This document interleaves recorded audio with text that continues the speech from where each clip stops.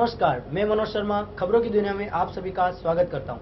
आप देख रहे हैं एनटीवी और मैं फिर हाजिर हूं एक बार विशेष कार्यक्रम के साथ। और आज हमारे कार्यक्रम का विषय है 5 राज्यों में होने वाले चुनाव को लेकर। यह जो चुनाव है असम, केरल, तमिलनाडु, पौंडीचेरी और पश्चिम बंगाल, इन चुनावों को 2014 के केंद्र सरकार के चुनाव का सेमीफाइनल माना जा रहा है। इन्हीं चुनाव पर बातचीत विस्तार से करने के लिए हमने बुलाए हैं हमारे स्टूडियो में कांग्रेस से श्री दिनेश तिवारी जी, बीजेपी से श्री जिगर मेहता और डीएमके पार्टी से श्री मनीष गौतम को। तो आप सभी का मैं हमारे इस कार्यक्रम में स्वागत करता हूं। और सबसे पहले मैं आपको एक सवाल तीनों के लिए कॉमन है।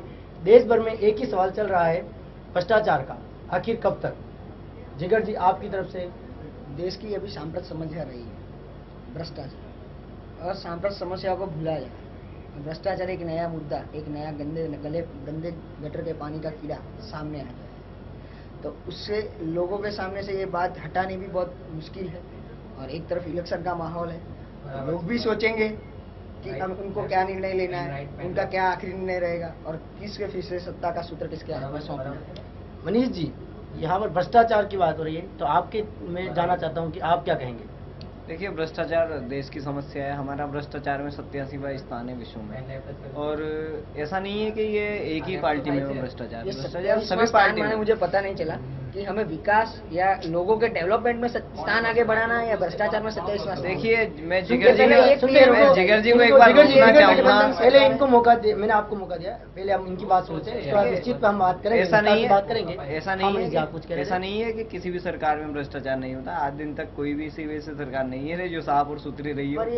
और हाँ, मुझे बोलने दीजिए जिगर जी, ऐसी कोई सी भी सरकार नहीं रही है जो आज दिन तक साफ सुथरी रही है। भ्रष्टाचार सभी सरकार में होता है, पर किसी में कम और किसी में ज्यादा होता है। पर अभी आप अगर बात कीजिए इनकी पार्टी की बात कीजिए तो येदियुरप्पा जी लीजिए। मनीष जी, मैं आपसे केवल ये पूछ रहा हूँ कि भ्रष्टाचार कब तक, ये पूछ रहा हूँ, क्योंकि पार्टी की बात हम करेंगे, निश्चित आज आए हैं। देखिए, जनता जागरूक होगी जब तभी भ्रष्टाचार खत्म होगा। जनता जागरूक होगी तभी भ्रष्टाचार खत्म होगा, ऐसा मनीष जी का कहना है। दिनेश जी, क्या आप इनकी बात से पूर्णतः सहमत हैं कि या फिर आपके कुछ अलग विचार है तो आप बताएं? जी, मैं संपूर्ण सहमत हूँ। तो और अभी देख रहे हैं कि आज जिगर जी 2 मिनट जिगर जी, आपकी भावनाओं को थोड़ा काबू में रखिए। हम आपके पास आते हैं, आप शांति बना रखिए, हम आपके पास वापस आते हैं। कब तक ये भ्रष्टाचार? जिगर जी, अपने भावना को काबू में रखिए। आपके पास विषय आएगा तब आप बोलिए, निश्चिंत रहिए। हाँ, आप कुछ कह रहे हैं भ्रष्टाचार की। अभी जो आंदोलन चल रहा है, इसमें काफी लाखों लोग जुड़े हैं।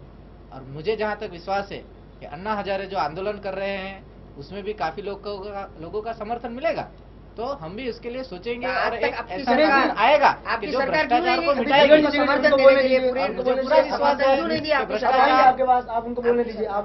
मुझे पूरा विश्वास है कि भ्रष्टाचार मिटकर रहेगा भारत में। काफी दिनों तक अब भारत में भ्रष्टाचार नहीं टकेगा। हाँ, इसका ये नहीं हम कहते हैं कि आगे नहीं आएगा। भ्रष्टाचार होता है, लेकिन उसके लिए योग्य योजना चाहिए, उसके लिए योग्य नीति पक्ष के लिए दिनेश जी जो बनानी बहुत आवश्यकता है। दिनेश जी, योग्य योजना के लिए मैं बोल रहा हूं, मैं आपको मौका दूंगा।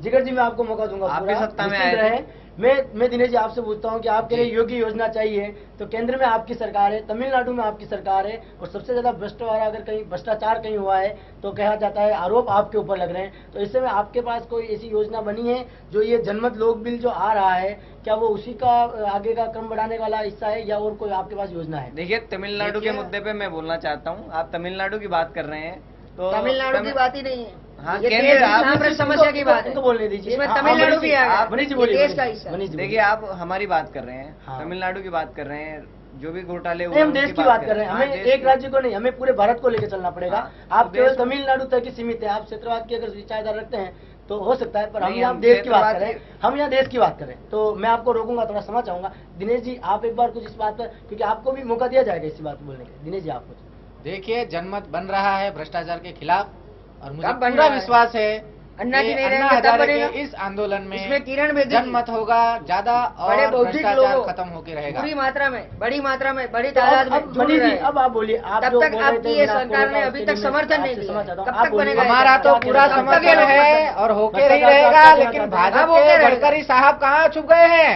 गडकरी साहब क्यों नहीं आ रहे हैं सामने? सामने तो आए हैं। ये जो बात है, पूरी देखिए, समर्थन आज है। जो बात है, समर्थन आज कर रहे हैं राज का नहीं आ रहा लाभ है। लेने के लिए। पूरी समर्थन। आप तीनों से फैलाती वादा है। करता हूं कि अगले जब ये अपने रिजल्ट आ जाएंगे, इसका निश्चित तौर पर हम बात करेंगे। ये तय करना तो जनता के हाथ में है, क्योंकि लोकतंत्र है। फिर भी ये देखने की बात है कि जो ये हमारे नेता है और जो भ्रष्टाचार नाम का जो कीड़ा घुस चुका है, इसको मिटाने के लिए हमें कहीं ना कहीं जनता को आगे आना ही पड़ेगा। बाकी ऐसा नहीं होता कि चुनाव आयोग जो है वो महेंद्र सिंह धोनी को ब्रांड एम्बेसडर बनाए और जनता से अपील करने के लिए बोले, क्योंकि नेताओं की अपील काफी इफेक्ट नहीं रही, ऐसा देखने को आया।